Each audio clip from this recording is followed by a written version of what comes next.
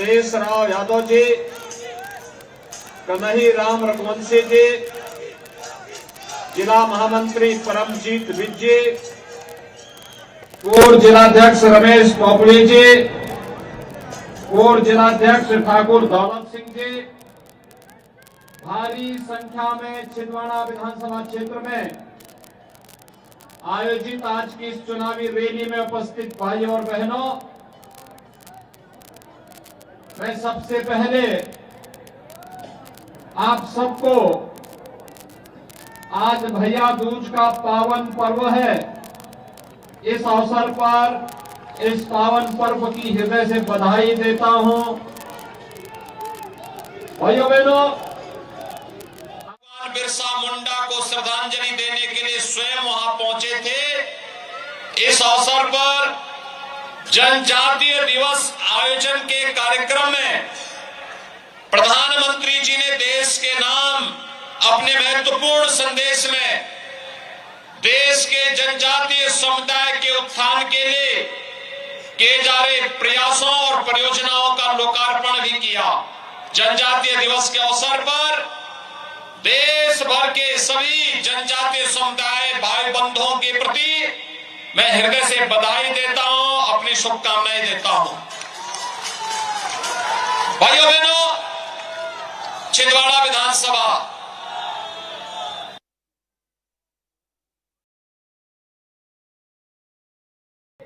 किए जा रहे प्रयासों और परियोजनाओं का लोकार्पण भी किया।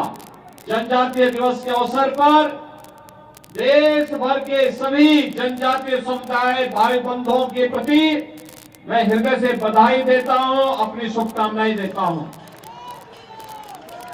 भाइयों बहनों, छिंदवाड़ा विधानसभा वास्तव में प्रकृति की गोद में बसा हुआ, प्रचुर प्राकृतिक संसाधनों से समृद्ध एक ऐसी विधानसभा है भाइयों बहनों, जिस विधानसभा को कांग्रेस ने आजादी के बाद से ही विकास से वंचित रख करके, बुनियादी सुविधाओं से वंचित करके और पीछे धकेलने का काम किया है। और इसीलिए आज मैं आप सबके बीच में आपसे आह्वान करने के लिए आया हूं कि भाइयों बहनों, आपने पिछले 9 वर्ष में देश की तकदीर को बदलते हुए देखा है। एक नए भारत का दर्शन किया है, एक ऐसा भारत वैश्विक मंच पर जो 142 करोड़ भारत के नागरिकों के सम्मान को बढ़ा रही है। एक ऐसा भारत जो दुनिया के अंदर भारत की ताकत का एहसास कर रहा है। एक ऐसा भारत संकट में फंसे हुए मानवता को एक नई राह दिखाने वाला भारत। और उन स्थितियों में जब भारत का विश्व में सम्मान बढ़ रहा हो, जब भारत दुनिया के अंदर एक सुरक्षित देश के रूप में जाना जा रहा हो और विश्व के अंदर संकट में फंसी हुई कोई भी मानवता जब भी इस संकट से मुक्त होने का कोई राह देखती है तो उसकी नजर भारत की ओर होती है, प्रधानमंत्री मोदी जी की ओर होती है। भैया बहनों, दुनिया की नजरें बदली है भारत के प्रति, निगाहें बदली है भारत के प्रति, उनके दृष्टिकोण में बदलाव आया है। और एक कारण इसलिए है क्योंकि भारत ने अपने आप को आत्मनिर्भर भारत बनाया है। 9 वर्ष में भारत आज सुरक्षित हुआ है। एक समय था जब कांग्रेस के समय में दुश्मन देश भारत के अंदर घुसपैठ करते थे, भारत की सीमाओं का अतिक्रमण करते थे। आज किसी दुश्मन का दुस्साहस नहीं कि भारत की सीमाओं का अतिक्रमण करें, क्योंकि अतिक्रमण करने के पहले हमारे देश के बहादुर जवान उसका काम तमाम कर देते हैं। और भाइयों बहनों, दुश्मन को उसकी मान में घुस करके मारने का आज जज्बा कहीं देखने को मिल रहा है तो नए भारत में देखने को मिल रहा है। भाइयों बहनों, ये वही भारत है जिस भारत को कांग्रेस ने केवल जख्म दिए, आतंकवाद का जख्म, नक्सलवाद का जख्म, आपस में मत और मजहब के आधार पर लड़ाने का जग, भ्रष्टाचार का घाव, गरीबों को योजनाओं से वंचित करने का घाव, और यही नहीं, कौन कौन से समस्याएं कांग्रेस ने नहीं दी है। भाइयों बहनों, यही फर्क है कांग्रेस और बीजेपी में।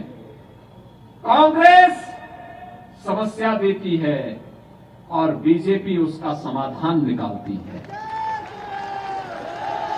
कांग्रेस देश की समस्या का नाम है और बीजेपी उसका समाधान है।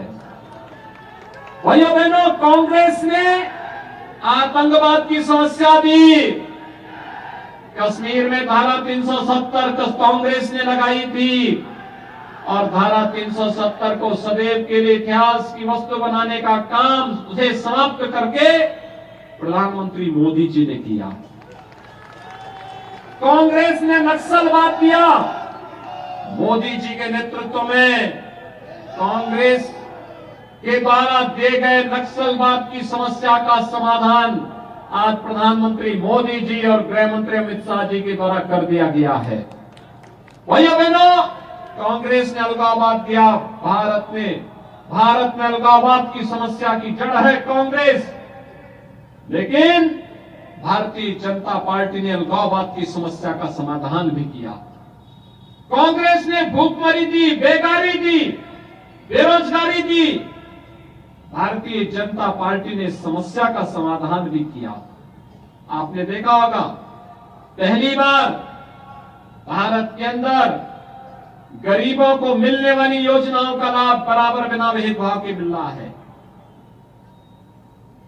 देश के अंदर 10 करोड़ गरीबों को शौचालय मिल गए, 4 करोड़ गरीबों को आवास मिल गए, 10 करोड़ लोगों को रसोई गैस के कनेक्शन मिल गए, 50 करोड़ लोगों को देश के अंदर स्वास्थ्य बीमा का, आयुष्मान भारत का कवर मिल गया।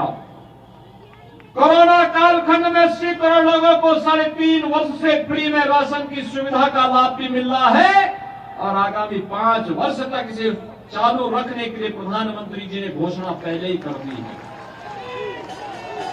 भाइयों बहनों, ये गांव, ये गरीब, ये किसान, ये नौजवान, महिलाएं, दलित, वंचित, वनवासी, जनजातीय, ये कब कांग्रेस के एजेंडे के हिस्से थे? कांग्रेस में तो उनके नेता एक ही बात कहते थे कि देश के संसाधनों पर पहला अधिकार मुसलमानों का है। कांग्रेस के जिम्मेदार लोग तो यही बात करते थे। भाइयों बहनों, मोदी जी ने ठीक इसके विपरीत कहा। मोदी जी ने कहा नहीं, देश के संसाधनों पर देश के गरीब का अधिकार है, देश के वंचित का अधिकार है, देश के दलित का अधिकार है, देश के नागरिकों का अधिकार है। और भाइयों बहनों, इसके लिए उन्होंने नारा दिया था, सबका साथ, सबका विकास। ये वेलफेयर की स्कीम है, ये गरीब कल्याणकारी योजनाएं हैं, बिना भेदभाव के समाज के हर तबके को मिलेगी और समाज के हर तबके को देने के लिए जिस मजबूती के साथ कार्य करना प्रारंभ किया, आज उसके परिणाम देश के अंदर देखने को मिलते हैं। मोदी जी के लिए तो 142 करोड़ की आबादी का भारत ही उनका परिवार है। कांग्रेस के लिए भाई बहन यही उनके परिवार का हिस्सा है। वो इससे बाहर नहीं उभर सकते, लेकिन मोदी जी 142 करोड़ की आबादी को अपना परिवार मानते हैं। और इसलिए भाइयों बहनों, हम आपके पास आए हैं कहने के लिए, कांग्रेस विकास नहीं करा सकती। 40 वर्ष से कांग्रेस के विधायक, कांग्रेस के सांसद, कांग्रेस का राज देश के अंदर और प्रदेश के अंदर सर्वाधिक समय तक कांग्रेस ने शासन किया। लेकिन अभी हम देख रहे थे छिंदवाड़ा एयर स्टेट, बहुत छोटी सी पटरी। भाइयों बहनों, जहां का मुख्यमंत्री हो रहा हो, केंद्र सरकार में मंत्री रहे हो और विकास पीछे, विकास का कोई नहीं, अपना विकास स्वयं करा लिया हो और छिंदवाड़ा के विकास के बारे में कोई सोच न हो, इसको आप क्या कहेंगे? और इसीलिए आज मैं आपसे आह्वान करने के लिए आया हूं, कांग्रेस विकास नहीं करा सकती, गरीब कल्याण नहीं करा सकती, आतंकवाद की समस्या का समाधान भी नहीं कर सकती, कम से कम आस्था का ही सम्मान कर देते। वो अभी तो नहीं किया कांग्रेसियों ने। तो आप मुझे बताइए, काशी में काशी विश्वनाथ धाम प्रधानमंत्री मोदी जी के मार्गदर्शन और नेतृत्व में आज बन गया है। भाइयों बहनों, आज से 6 वर्ष पहले काशी में बाबा विश्वनाथ का दर्शन करने के लिए जब श्रद्धालु जाता था, 5 श्रद्धालु एक साथ नहीं जा सकता था, और आज 50,000 श्रद्धालु एक साथ आ जाए तब भी दर्शन कर लेगा। भव्य धाम बन गया है। कांग्रेस के समय में उत्तराखंड में केदारनाथ पूरी तरह अप्राकृतिक आपदा की चपेट में आ गई थी। मोदी जी ने केदारपुरी का फिर से पुनरुद्धार करवा दिया। भाइयों बहनों, सोमनाथ मंदिर के पुनरुद्धार का कार्य हो, सुंदरीकरण का कार्य हो, या फिर महाकाल के महालोक की अनुभूति,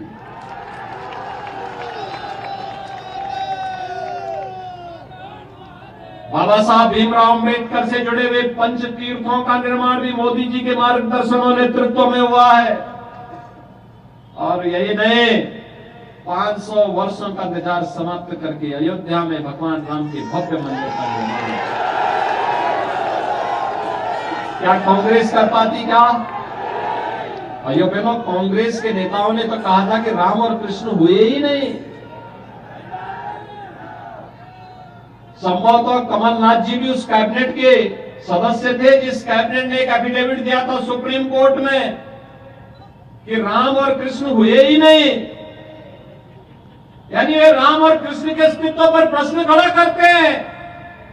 यानी इसका मतलब सनातन धर्म के अस्तित्व पर प्रश्न खड़ा करते हैं, हमारे अस्तित्व पर प्रश्न खड़ा करते हैं। भाइयों बहनों, भारत के अस्तित्व पर प्रश्न खड़ा करती है कांग्रेस, और इसीलिए मैं कहता हूं कांग्रेस देश की समस्या का नाम है, देश का बोझ बन चुकी है कांग्रेस। इससे जितनी जल्दी मुक्ति पा सकोगे भाइयों बहनों, उतनी जल्दी विकास तेजी के साथ आगे बढ़ेगा, उतनी तेजी के साथ आगे बढ़ेगा। याद रखना, उत्तर प्रदेश विकास इसलिए कर रहा है क्योंकि उत्तर प्रदेश विधानसभा में 403 विधायक चुने जाते हैं और 403 में कांग्रेस के केवल 2 सदस्य हैं, मात्र 2। भाइयों बहनों, मैं आप सबसे यही अपील करने के लिए आया हूं, प्रधानमंत्री मोदी जी के नेतृत्व में देश और शिवराज सिंह चौहान जी के नेतृत्व में मध्य प्रदेश ने पिछले 20 वर्ष में विकास के नए प्रतिमान स्थापित किए।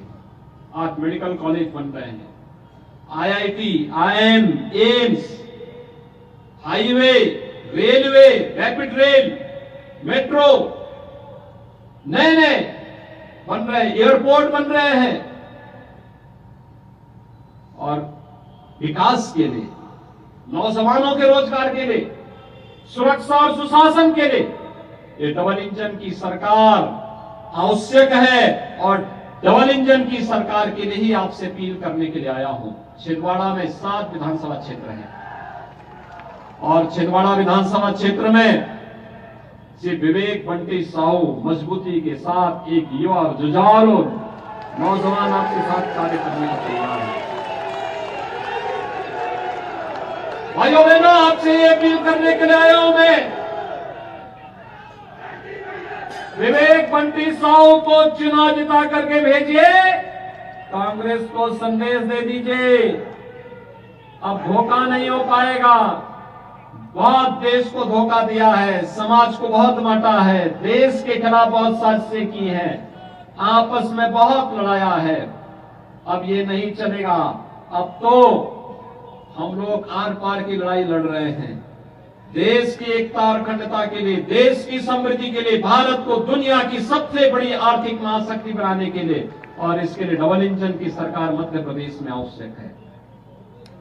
भाइयों बहनों, जब हम लोग अयोध्या राम मंदिर आंदोलन चलाते थे, कांग्रेस के लोग हंसते थे, कहते थे क्या कर लेंगे। हम कहते थे मंदिर बनाएंगे। हमने उस समय नारा दिया था रामलला हम आएंगे, मंदिर वही बनाएंगे।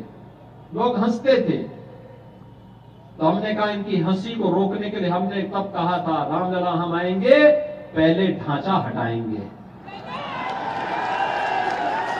और भाइयों बहनों, आज आपने देखा होगा ढांचा हट गया, फिर हमने कहा मंदिर बनाएंगे, तो कांग्रेस के लोग फिर हंसते थे, कहते थे कि देखिए ये लोग मंदिर बनाने की बात कर रहे हैं, तिथि नहीं बताएंगे। हमने कहा तिथि भी बताएंगे। और भाइयों बहनों, मंदिर भी बन रहा है और 22 जनवरी को प्रधानमंत्री मोदी जी के कर कमलों से रामलला विराजमान भी होंगे। छिंदवाड़ा के आप सभी कार्यकर्ता और आप सभी नागरिकगण अयोध्या में दर्शन करने के लिए 22 जनवरी के बाद आने के इच्छुक है ना? आने के इच्छुक है ना? तो सबसे आसान रास्ता है, विवेक बंटी साहू को चुनाव जिता करके भेज दीजिए, इनको भोपाल भेजिए, ये अपने आप ही आपको वहां अयोध्या ले जाने की तैयारी कर देंगे। सहमत हैं? सभी लोग सहमत हैं? सभी लोग? तो भाइयों बहनों, ये इस चुनाव की अंतिम सभा है। अब इसके बाद आपको घर घर जाना है।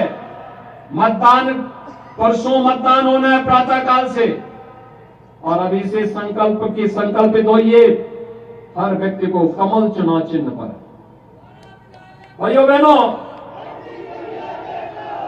चुनाव कमल का होना चाहिए, फूल का, फूल, कमल का फूल, ठीक है ना?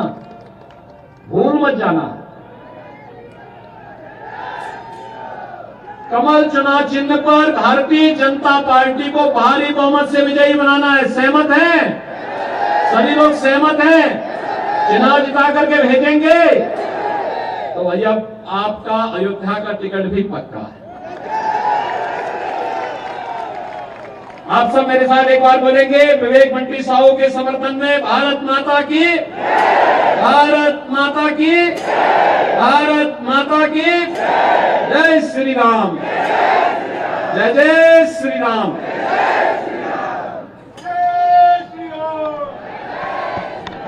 भाई परमजीत जी बीज, जिला महामंत्री, आपको आमंत्रित करूंगा आभार के लिए। भाई परमजीत सिंह बीज।